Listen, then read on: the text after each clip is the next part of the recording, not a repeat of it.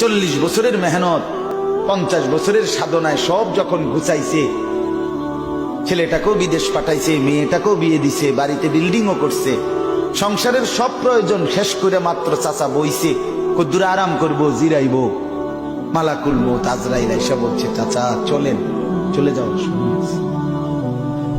চলেন চাচা।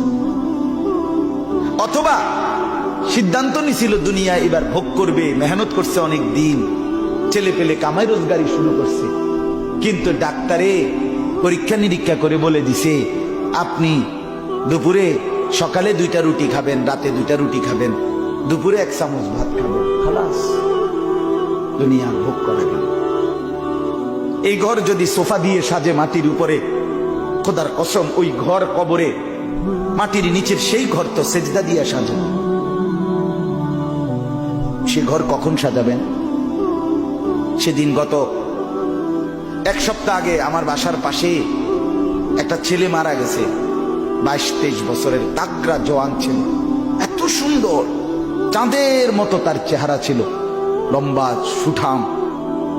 রাত্রে 11:30 বাজে, সে ঘরে ছিল, শুয়েছিল ঘরে, কি কারণে উঠছে, কোনো প্রয়োজনে 11:30 বাজে সিএনজি করে কোথাও যাচ্ছে, কাভার্ড ভ্যান বা কি যেন বাড়ি দিছে রাস্তায়, এই সিএনজিতে সে সাথে সাথে মারা গেছে।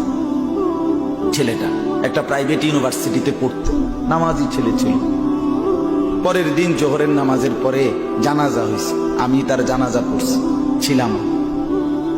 তো আমি বললাম, আমার এখনো ছেলেটার কথা মনে পড়ে, যে গতকালকে রাত্রেও তো এই ছেলেটাকে তার ঘরে তার মা লেফ কম্বল, এই ঠান্ডা শীতের মধ্যে লেফ কম্বল দিয়ে দিছে, কিন্তু আজকে যে তাকে কবরে রাখবে, আজ রাত তাকে কবরে লেফ কম্বল কে দিবে?